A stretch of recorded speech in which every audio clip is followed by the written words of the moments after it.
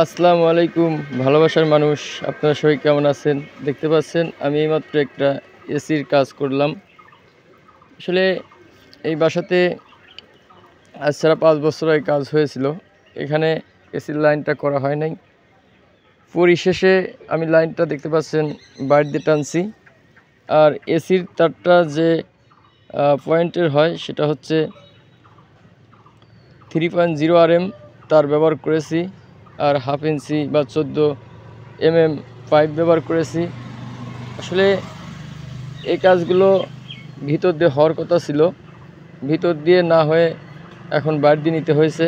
কারণ ভিতরে যে মিস্ত্রি ভাই কাজ করেছিল উনি কাজ করেছে 3/4 পাইপ দিয়ে। আসলে 3/4 পাইপের ভিতরে এই তারটা ঢোকানো খুবই টাফ ব্যাপার। যদি 1 ইঞ্চি হতো সেক্ষেত্রে করা যেত।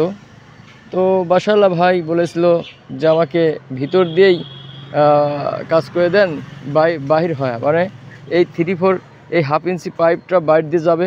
আসলে রং করা বাড়িতে এভাবে কাজ করা খুব কষ্টদায়ক, কারণ বাহির দিয়ে দেখতে পাচ্ছেন দেখা যাচ্ছে। আমি আরও একটু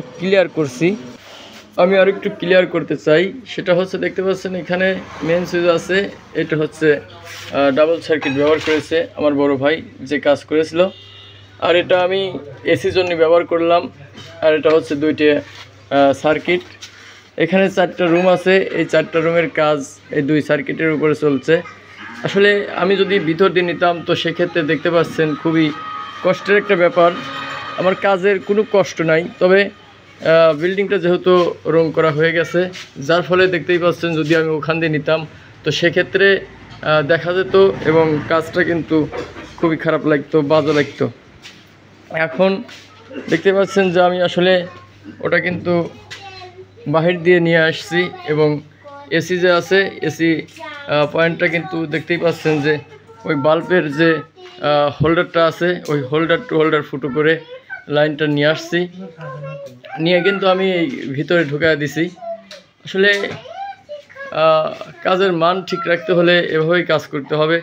আপনারা চাইলে এভাবে কাজটা করতে পারেন। তবে সবচেয়ে বড় বিষয়টা হচ্ছে আমরা যেখানেই কাজ করি না কেন অবশ্যই যে কোনো একটা রুমে আমরা এসি ব্যবহার করব, যাতে করে যে কোনো একটা রুমে এসি ব্যবহার করা যায়। অবশ্যই আমি যেটা আপনাদের বোঝাতে চেয়েছি আপনারা বুঝতে পেরেছেন। আমি আপনাদের ভিতরের যে পরিবেশটা সেটা কিন্তু দেখে আছি। এখন দেখতে পাচ্ছেন যে আমি এটা বাহির করে নিয়ে আসছি। এইভাবে আমি ক্লাম করে এসির লাইনটা কিন্তু বাইরে দিয়ে টানিয়েছি। আসলে আমি চাইলে কিন্তু এপাশ দিয়েও ব্যবহার করতে পারতাম। আসলে এপাশ দিয়ে ব্যবহার করলে যে অসুবিধাটা হয় সেটা হচ্ছে যেহেতু আমরা গ্রামের মানুষ, এখানে ধান শুকাতে হয়, অনেক কাজ কামে দেখা যায় যে ছাদটা ব্যবহৃত হয়। দেখতেই পাচ্ছেন যে কী অবস্থা ছাদের। আসলে যার কারণে কিন্তু আমি ওটা এই কার্নিশের এই ইটের যে গাঁথুনি আছে এই পাশ দিয়ে দিয়েছি, যাতে করে এটা একটা সেফটি থাকে। যেহেতু বাচ্চা পোলাপান সবার বাড়িতেই কম বেশি আছে, তারা যাতে করে বিপদগ্রস্ত বা ক্ষতিগ্রস্ত না হয়, যার কারণেই কিন্তু আমি এভাবে বাহির দিয়ে দিয়েছি। অবশ্যই আমার এই ভিডিওটা যদি আপনাদের ভালো লেগে থাকে অবশ্যই একটা লাইক শেয়ার কমেন্ট করবেন।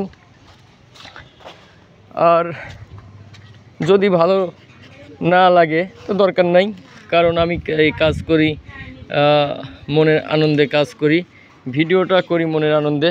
আসলে ভিডিও করলেই ভালো লাগে। দেখুন আমি আসলে যেভাবে কাজটা করেছি। ভালো থাকবেন, সুস্থ থাকবেন, সবার প্রতি দোয়া এবং ভালোবাসা রইল। আল্লাহ হাফেজ।